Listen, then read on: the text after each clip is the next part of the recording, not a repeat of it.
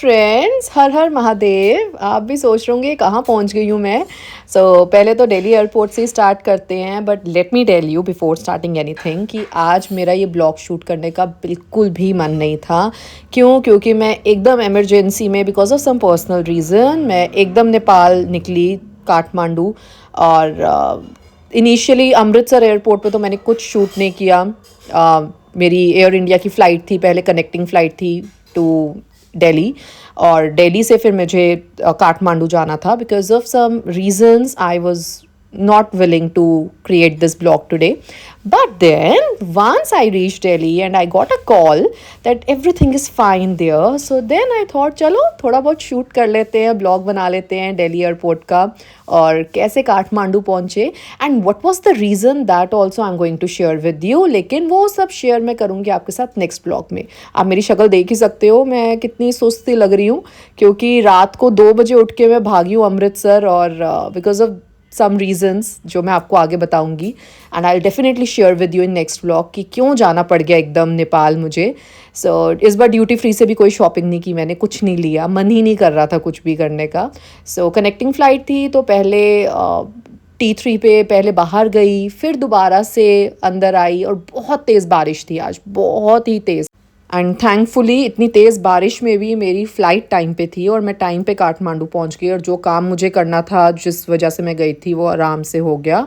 First मैं आपको थोड़ा दिखा देती हूँ। मेरी कनेक्टिंग फ़्लाइट एयर इंडिया के बाद भूटान एयरवेज से थी, and it was the 5 star treatment. Air India का भी एक्सपीरियंस अच्छा था, बट मैंने कोई रिकॉर्डिंग नहीं की, मेरा मन ही नहीं कर रहा था उस टाइम पे। तो बट देन लेटर जब सब ठीक था, न्यूज़ आ गई, मुझे कॉल आ गया, then I started making these videos. तो अभी मैं आपको बता देती हूँ, नेपाल जाने के लिए यू नीड अ पासपोर्ट। अगर पासपोर्ट नहीं है तो आप अपने वोटर आईडी कार्ड पे भी जा सकते हैं, and their rules are really strict.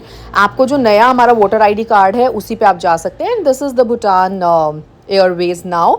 यहाँ पे मुझे इन्होंने इमरजेंसी एग्जिट वाला एरिया दे दिया था, because I wanted leg space, क्योंकि मैं बहुत थकी हुई थी। This was the meal that they served, and it was much needed, क्योंकि रात से मैंने कुछ खाया ही नहीं हुआ था, और अभी कोई टाइम हो रहा था, आई थिंक 11:30 बज गए थे फ़्लाइट में यहाँ पे, और कुछ खाने को मिला मुझे। फिर उसके बाद इनसे मैंने एक एप्पल जूस और सोडा वाटर भी लिया साथ, ताकि कुछ पी लूँ साथ में, and the meal was really delectable. And after this scrumptious meal मुझे लगा थोड़ी देर सो जाती हूँ, थोड़ा बाहर देखती हूँ।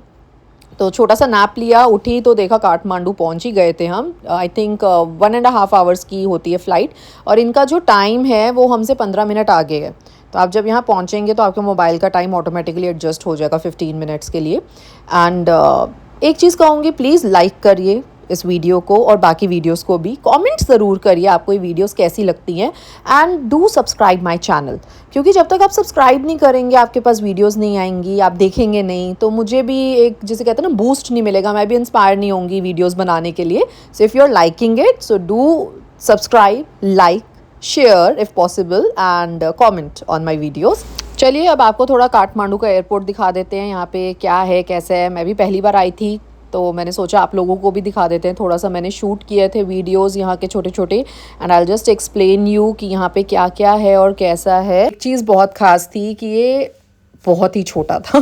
खास क्या थी, अंदर का एयरपोर्ट बहुत छोटा था, वॉशरूम्स बहुत पथेटिक हालत में, टेरिबल वॉशरूम्स, बहुत बिल्कुल क्लीनिंग नहीं है, कुछ नहीं है। इट्स लाइक वेरी बेसिक सा एयरपोर्ट। डोंट एक्सपेक्ट कि जैसे हमारा दिल्ली का है या फिर मुंबई का है, ऐसा कुछ नहीं है। It's a very small one.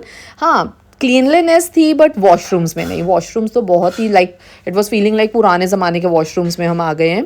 And then यहाँ से हमारा एग्ज़िट हुआ, सारा इमिग्रेशन अगेन, सारा प्रोसेस उन्होंने किया, चेक करा पासपोर्ट, सारा लगेज दोबारा से चेक हुआ। I don't know why they check the luggage again, but then finally मैं बाहर आई एग्ज़िट की तरफ। अब इनका एग्ज़िट देखो कितना अमेजिंग है। वहाँ एयरपोर्ट ऐसे ही था, I didn't like it much, but ये एग्ज़िट बहुत अमेजिंग था। मैं तो थोड़ा टेंशन में ही थी उस वक्त। I just kept on walking कि चलो वहाँ जाके देखते हैं क्या होता है, but then I had a call also कि वहाँ पे अब सब ठीक है। मुझे मेरा बुकिंग जो था वो तिब्बत इंटरनेशनल होटल है, वहाँ पर हुआ है। एंड अभी बस मेरे दिमाग में यही चल रहा था कि बाहर जाऊँ और फटाफट कैब देखूँ।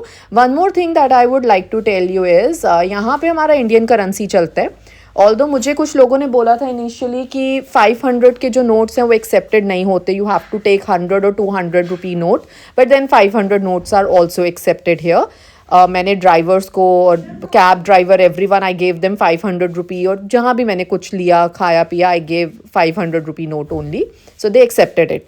सो दिस इज़ द एरिया जहाँ से मैंने कैब देखा। So I have got the taxi. अच्छे भैया मिल गए। मतलब तिब्बत इंटरनेशनल है मेरा hotel, and he is charging me around 700, although 500 या 600 रुपीज़ लगते हैं, बट ही इज़ चार्जिंग 700, तो ठीक है, नॉट बैड। चलिए आपको नेपाल भी घुमा देते हैं थोड़ा सा। काठमांडू बहुत सुंदर जगह है, इट्स रियली ब्यूटीफुल। देख सकते हैं आप यहाँ पे बारिश हो रही थी यहाँ पे भी उतर के, and he was telling me कि अगस्त मंथ ऐसे ही होता है, it keeps on raining for the whole day. बीच बीच में होता है जैसे आधा एक घंटा बंद हो गई फिर बारिश शुरू हो जाती है। तो अगर आपने किसी यात्रा के लिए या घूमने के लिए भी यहाँ आना हो तो you must come in the month of September October. After September वो कहता है बिल्कुल ठीक होता है, और जून तक ठीक होता है। So July August is like this only, it keeps on raining. And अभी मैं होटल के रास्ते में ही हूँ, I am going to hotel. बहुत बीच में टाइट रास्ता भी आया था जैसे ही हम एयरपोर्ट से निकले, इट वॉज रियली जिसे कहते हैं ना क्योटिक सा, बहुत ट्रैफिक भी था, बट इन्होंने बोला कि रक्षाबंधन है, मे बी दैट्स वाई आज बहुत ट्रैफिक है, अदरवाइज़ कहते हैं इतना ट्रैफिक होता नहीं है यहाँ पे यूजुअली। सो रोड्स वगैरह अगर मैं नेपाल की यहाँ की बात करूँ काठमांडू की, तो उतना डेवलपमेंट नहीं है। ठीक है, हमारे लिए एक फॉरेन कंट्री है, बट देन अभी बहुत ज़्यादा डेवलपमेंट नहीं है यहाँ पे। आप लोगों को वही पूरे वायर्स, पोल्स और बेसिक सी बसेस, नॉन एसी बसेस दिखेंगी। Look at this area. सो ये सारा एरिया मेरे होटल के रास्ते का है जो एयरपोर्ट से मैं जा रही हूँ, Tibet international.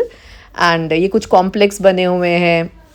Everybody is wearing the raincoat यहाँ पर, क्योंकि ये तो इनका बेसिक है। कहते हैं यहाँ रेन कोट हर समय हम पहन ही रखते हैं ताकि हम बारिश से बच जाएं। So finally hotel is here, और पहला थॉट है कि जाओ और जाके बस सो जाओ क्योंकि रात से जाग रही हूँ। But before that I will just tell you कि यहाँ का स्टाफ बहुत अच्छा है, इनकी हॉस्पिटैलिटी बहुत अमेजिंग है। इन्होंने मुझे बहुत हेल्प किया। मेरे ड्राइवर के साथ थोड़ा प्रॉब्लम हो गया था, उसके पास चेंज नहीं था इंडियन रुपी का। सो इन्होंने मुझे यहाँ की करेंसी दिलवा के दी, नेपाल की।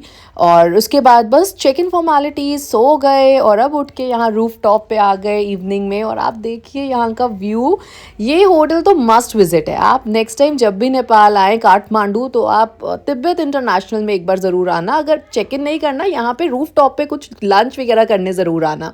सो हमारा ये डेजर्ट था, डेजर्ट पहले ही दिखा दिया मैंने आपको। सो कुछ हमने डिनर ऑर्डर किया था, कॉफ़ी पी, और ये इनकी नेपालीज थाली जो बहुत फेमस है। और इसी के साथ इस ब्लॉग को क्लोज करती हूँ। Just like, subscribe the channel, और वेट करिए मेरे नेक्स्ट ब्लॉग का जिसमें हम बताएंगे हम नेपाल क्यों आए इतना urgently. Till then, bye bye, take care.